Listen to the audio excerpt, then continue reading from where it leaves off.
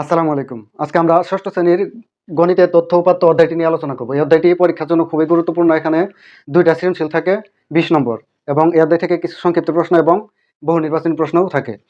তাহলে আজকের ক্লাসে এই মোটামুটি এই কয়েকটা জিনিস আলোচনা করলেই এই অধ্যায়টা সম্পূর্ণ বোঝা যাবে। যেমন উপাত্ত, গড়, মধ্যক, প্রচুরক, সারণী, রেখাচিত্র। তাহলে তথ্য উপাত্ত। প্রথমে আমরা জেনে নিই তথ্য কি। তথ্য হলো কোনো প্রশ্ন করলে যে উত্তর পাওয়া যায় সেটাই হলো তথ্য। যেমন আমি বললাম তোমার বয়স কত, তাহলে তুমি বললা আমার বয়স হলো 12 বছর, তাহলে এই যে আমার বয়স 12 বছর এটি একটি তথ্য। আবার বললাম আজকের দিনের তাপমাত্রা কত, বললা আজকের দিনের তাপমাত্রা হলো 22 ডিগ্রি সেলসিয়াস কিংবা 20 ডিগ্রি সেলসিয়াস, তাহলে এটিও একটি তথ্য। এখন উপাত্ত কি। উপাত্ত হলো, এই উপাত্ত জানার আগে পরিসংখ্যান জেনে নিই। পরিসংখ্যান হলো যখন অনেকগুলো তথ্য একসাথে একটি সারণীবদ্ধ করা হয়, তখন এই সারণীটাকে বলা হয় একটা পরিসংখ্যান। তাহলে এই উপাত্ত কি। উপাত্ত হলো পরিসংখ্যানে বর্ণিত সংখ্যাসূচক তথ্যসমূহ যে সকল সংখ্যা দ্বারা প্রকাশ এবং উপস্থাপন করা হয় সেগুলোই হলো উপাত্ত। যেমন আমি এখানে উল্লেখ করেছি কোনো বিদ্যালয়ে ষষ্ঠ শ্রেণীর গণিতে ৬০-এর অধিক নম্বর প্রাপ্ত ১০ জন এবং ৬০-এর কম নম্বর প্রাপ্ত ১০ জন শিক্ষার্থীর তথ্য নিচে দেওয়া হলো। যেমন ৯০ নম্বর পেয়েছে ১ জন, ৮০ নম্বর পেয়েছে ২ জন, ৭৫ নম্বর পেয়েছে ৪ জন, ৭০ নম্বর পেয়েছে ৩ জন। তাহলে এখানে এই ৯০, ৮০, ৭৫, ৭০ এগুলো হলো এক একটি উপাত্ত। তাহলে এখানে ৯০ একটি উপাত্ত, ৮০ একটি উপাত্ত, ৭৫ একটি উপাত্ত, ৭০ একটি উপাত্ত। তাহলে পরিসংখ্যান কি। পরিসংখ্যান হলো এই যে আমি কতজন, ১০ জন শিক্ষার্থী এখানে, আর এখানে হলো ১০ জন।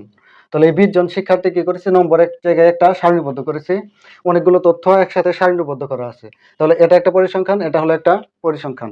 আর এই পরিসংখ্যানের যে তথ্যগুলো উপস্থাপন করা হয়েছে এগুলো হলো সংখ্যা দ্বারা, এই সংখ্যাগুলো দ্বারা উপস্থাপন করা হয়েছে। তাহলে এই সংখ্যাগুলো হলো এই পরিসংখ্যানের এক একটি উপাত্ত। উপাত্ত কত প্রকার। উপাত্ত হলো ২ প্রকার, একটা হলো বিন্যস্ত উপাত্ত এবং আরেকটি হলো অবিন্যস্ত উপাত্ত। বিন্যস্ত উপাত্ত কাকে বলে, যে উপাত্তগুলো মানের ক্রমানুসারে হয় ছোট থেকে বড়, না হলে বড় থেকে ছোটতে সাজানো থাকে তাদেরকে বিন্যস্ত উপাত্ত বলে। এখন আমরা বিন্যস্ত এবং অবিন্যস্ত উপাত্ত জেনে নেব। তাহলে আমি বললাম গত এক সপ্তাহের তাপমাত্রা যথাক্রমে যদি বলি তোর 22 ডিগ্রি সেলসিয়াস,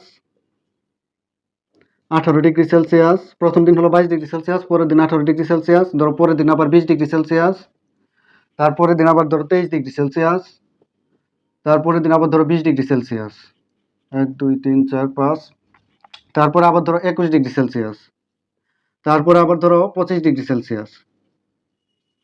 তাহলে এখানে গত 7 দিনের তাপমাত্রা দিয়ে দেওয়া হয়েছে।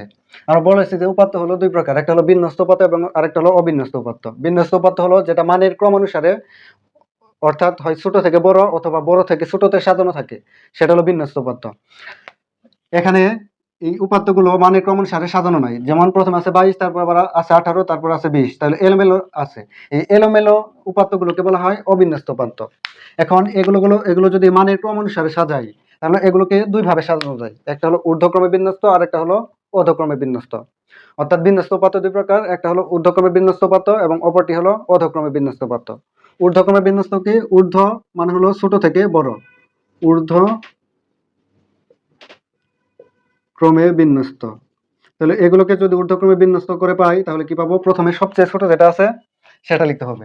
তাহলে এই উপাত্তগুলোর মধ্যে সবচেয়ে ছোট হলো 18, তাহলে 18 ডিগ্রি সেলসিয়াস। 18 চেয়ে বড় হলো কত, 20, তাহলে 20 আছে 2টা, এই 2টাই লিখতে হবে। তাহলে 20 ডিগ্রি সেলসিয়াস, 20 ডিগ্রি সেলসিয়াস। এই 20 এর পরে কত আছে, 20 এর পরে আছে 21, তাহলে 21 ডিগ্রি সেলসিয়াস।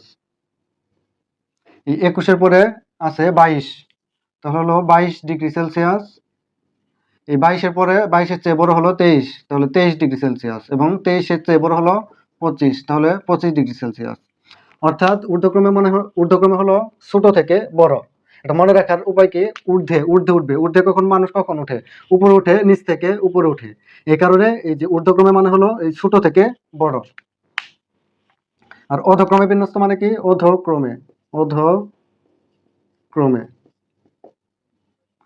অধক্রমে বিন্যস্ত হলো বড় থেকে ছোট।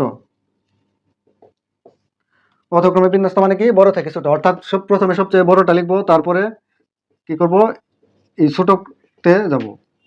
মানে তাহলে অধক্রমে বিন্যস্ত মানে কি, বড় থেকে ছোটতে, অর্থাৎ উল্টা। ঊর্ধ্বক্রমে যা হবে অধক্রমে হবে তার উল্টা। এখন আমরা যদি গড় জেনে নিই। গড় কাকে বলে, গড় হলো প্রদত্ত উপাত্ত সমূহের সমষ্টিকে উপাত্ত সমূহের সংখ্যা দ্বারা ভাগ করলে যে ফল পাওয়া যায় সেটি হলো গড়। তাহলে গড় সমান সূত্র কি? গড় আমরা 5 পড়েছি, গড় সমান সূত্র হলো রাশিগুলোর যোগফল ভাগ রাশির সংখ্যা।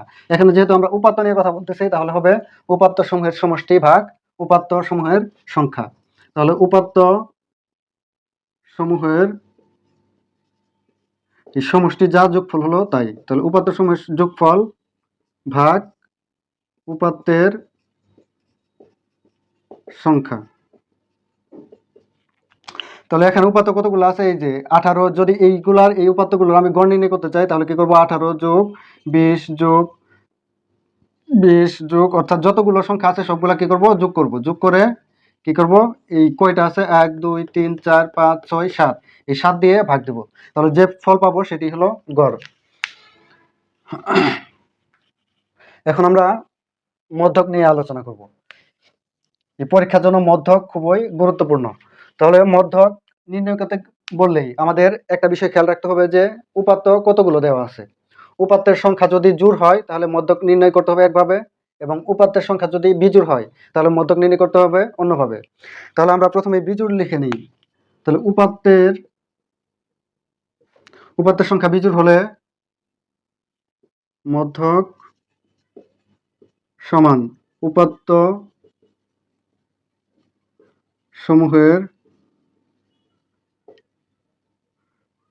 না লিখে উপাত্তের লিখে। আচ্ছা, উপাত্ত সমূহের সংখ্যা যোগ 1/2 ভাগ 2, এখানে তমপদ লিখতে হবে, তমপদ।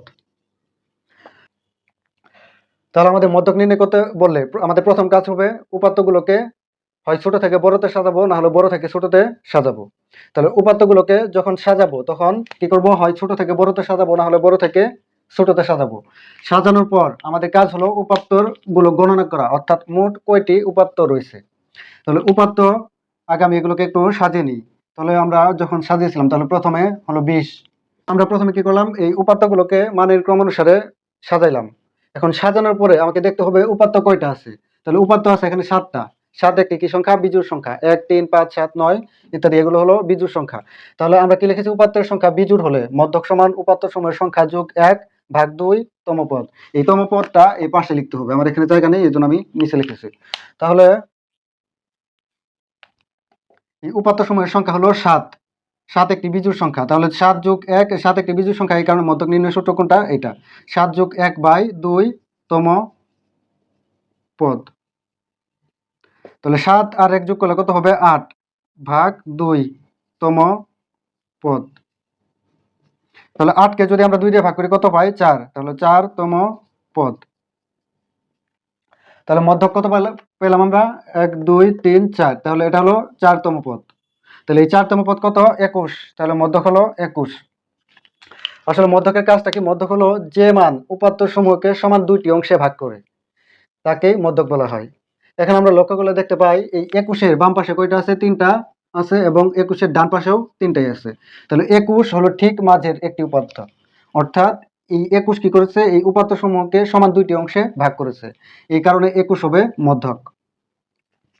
তাহলে এটা আমরা পেলাম উপাত্তের সংখ্যা যখন বিজোড় হবে তখন হলো মধ্যক হলো এভাবে নির্ণয় করতে হবে। এখন উপাত্তের সংখ্যা যদি জোড় হয়, এখানে যদি আমাদের আরেকটি উপাত্ত দেওয়া থাকলো, ধরলাম 26 দেওয়া থাকলো, 26 ডিগ্রি সেলসিয়াস। তাহলে 26 দেওয়া থাকলো, তাহলে 25-এর চেয়ে বড় 26। তাহলে এখানে কয়টি উপাত্ত আছে? 1 2 3 4 5 6 7 8। এখানে আছে 8টি উপাত্ত, অর্থাৎ 8 একটি বিজোড় জোড় সংখ্যা। তাহলে যখন উপাত্তের সংখ্যা জোড় হবে তখন মধ্যক নির্ণয়ের সূত্র হলো, তাহলে উপাত্তের সংখ্যা জোড় হলে মধ্যক সমান, উপাত্তের সংখ্যা জোড় হলে মধ্যক সমান হলো মধ্য পদ দুইটির যোগফল ভাগ 2। এখানে যে বিষয়টি খেয়াল করতে হবে সেটা হলো এখানে তমপদ হবে না। এখানে কি হবে না? তমপদ হবে না। এই উপাত্তের সংখ্যা জোড় হলে মধ্যক আরেকভাবে নির্ণয় করা যায়, সেটা ক্লাস 7 8-এ আছে। তাহলে সেটা সূত্রটা মনে রাখা তোমাদের জন্য একটু কষ্ট হবে, এর জন্য আমি কি করলাম, এই যে সরাসরি মধ্যপদ দুইটির যোগফল ভাগ 2 এভাবে কিভাবে সহজে নির্ণয় করা যায় সেই উপায়টা শিখিয়ে দিচ্ছি। তাহলে মধ্যপদ কত, এটা এখন কিভাবে পাবো? তাহলে উপাত্ত সংখ্যা জোড় হলে মধ্যক সমান সূত্র কি? মধ্যপদ দুইটির যোগফল ভাগ 2। এখন মধ্যপদ দুইটা আমি চিনবো কেমনে? তাহলে মধ্যপদ চেনার একটি উপায় হলো, এই উপাত্তের সংখ্যা কতটি আছে একে প্রথমে 2 দ্বারা ভাগ করতে হবে। তাহলে উপাত্তের সংখ্যা কতটি? 8টি। উপাত্ত হলো 8টি। 8কে যদি আমরা 2 দিয়ে ভাগ করি তাহলে কত পাবো? 8কে 2 দিয়ে ভাগ করলে 4। তাহলে এখানে 4তম পদ এবং 5তম পদ হলো মধ্যপদ। প্রথমে যেটা পাবো পরে এর সাথে কি করবো? এক যোগ করবো। তাহলে 4তম পদ যোগ 5তম পদ ভাগ 2। তাহলে এখানে কি খেয়াল রাখতে হবে? এখানে কিন্তু এখানে তমপদ হয়নি, তাহলে এখানে তমপদ হবে না। তমপদ কোথায় হবে? এই যে উপরে। তাহলে এখন যদি আমাদের উপাত্তের সংখ্যা যদি 10টি থাকতো তাহলে তখন কি করতাম? একে 2 দ্বারা ভাগ করতাম। 2 দ্বারা ভাগ করলে কত পাইতাম? 5। তাহলে কি লিখতাম? এই এখানে লিখতাম 5তম পদ, আর এখানে কি লিখতাম? 5-এর চেয়ে 1 বেশি 6তম পদ। এখন যদি আমার উপাত্ত থাকতো 20টি তাহলে তখন কি করতাম? এই 20 একটি জোড় সংখ্যা। তাহলে একে প্রথমে 2 দ্বারা ভাগ করতাম। 2 দ্বারা ভাগ করলে কত হয়? 10। তাহলে কি করতাম? 10তম পদ এবং এই 10-এর চেয়ে 1 বেশি 11তম পদ। আচ্ছা, 10তম পদ যোগ 11তম পদ ভাগ 2, এভাবে কিন্তু আমরা লিখতাম। তাহলে এখানে যেহেতু আমাদের উপাত্ত সংখ্যা 8টি, এই জন্য আমরা কি করেছি? 8কে 2 দ্বারা ভাগ করে 4 পেয়েছি। তাহলে 4তম পদ আর 4-এর চেয়ে 1 বেশি কত? 5। তাহলে 4তম পদ এবং 5তম পদ এই দুইটাকে যোগ করে কি করতে হবে? 2 দিয়ে ভাগ দিলে আমরা মধ্যক পাবো। তাহলে এখানে 4তম পদ কোনটি? 4তম পদ হলো প্রথম, দ্বিতীয়, তৃতীয়, চতুর্থ, অর্থাৎ 4তম পদ হলো 21। তাহলে 21 এখানে আছে যোগ, এই যে যোগ। আর হলো 5তম পদ। 5তম পদ কোনটা? এটা হলো 4তম পদ, এরপরেরটা হলো 5তম পদ। 5তম পদ কত? 22। তাহলে 22 ভাগ 2। তাহলে 21 যোগ 22 ভাগ কত? 2। কারণ কি? 21 হলো 4তম পদ এবং 22 হলো 5তম পদ। তাহলে 2 আর 1 যোগ করলে হয় 3। 2 আর 2 যোগ করলে হয় 4 ভাগ 2। এখন যদি আমরা 43কে 2 দ্বারা ভাগ করি তাহলে আমরা কত পাবো? আমরা পাবো 21.5। অর্থাৎ আমাদের মধ্যক হলো কত? 21.5। এখন এখানে একটা বিষয় খেয়াল রাখতে হবে, যদি উপাত্তের সংখ্যা জোড় হয় তাহলে মধ্যক এই প্রদত্ত উপাত্ত সমূহের মধ্যে থাকতেও পারে, নাও থাকতে পারে। এখানে 21.5 কি আছে? এই উপাত্তগুলোর মধ্যে নাই। যদি না থাকেও তাহলে কোনো সমস্যা নাই। তাহলে মধ্যক নির্ণয় করতে গেলে আমাদের দুইটা বিষয় খেয়াল, প্রথমেই যেটা করতে হবে সেটা হলো এই উপাত্ত সমূহকে মানের ক্রম অনুসারে অর্থাৎ ছোট থেকে বড়তে সাজাতে হবে। হয় ছোট থেকে বড়, না হলে বড় থেকে ছোট। তারপর কি করতে হবে? উপাত্তগুলো গণনা করে দেখতে হবে মোট কতটি উপাত্ত রয়েছে। যদি উপাত্তের সংখ্যা জোড় হয় তাহলে এই সূত্র হবে, আর উপাত্তের সংখ্যা যদি বিজোড় হয় তাহলে আগের সূত্রটি হবে।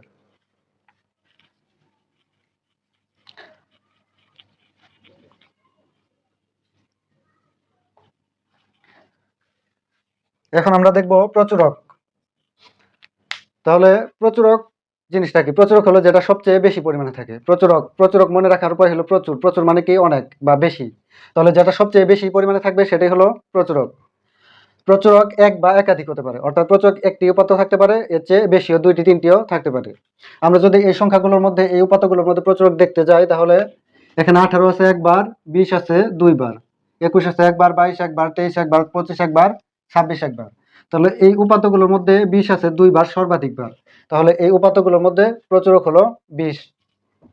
তাহলে এটা লিখবো কিভাবে পরীক্ষায়? এটা লিখবো যে এখানে প্রদত্ত উপাত্ত সমূহের মধ্যে 18 আছে একবার, 20 আছে 2 বার, 21 আছে একবার, 22 আছে একবার, 23 আছে একবার, 25 আছে একবার, 26 আছে একবার। তাহলে আমরা দেখতে পাই প্রদত্ত উপাত্ত সমূহের মধ্যে 20 সর্বাধিক 2 বার আছে, তাহলে প্রচুরক হলো 20। এখানে যদি আরেকটি উপাত্ত থাকে, ধরো এখানে থাকলো হলো 26, আরেকটি 26 আছে, তাহলে এখানে উপাত্ত এই যে 20 2 বার আছে এবং 26 2 বার আছে, যা সর্বাধিক বার। তাহলে কি হবে? এই উপাত্তগুলোর মধ্যে প্রচুরক হবে 20 এবং 26। যদি সবগুলোই একবার করে থাকে, সবগুলোই একবার, অর্থাৎ 18 একবার, 20 একবার, 21 একবার, 22 একবার, 23 একবার, 25 একবার, 26 একবার, সবগুলো যদি একবার করে থাকে তাহলে কোনো প্রচুরক নেই। তাহলে এদের মধ্যে কি নাই? কোনো প্রচুরক নাই।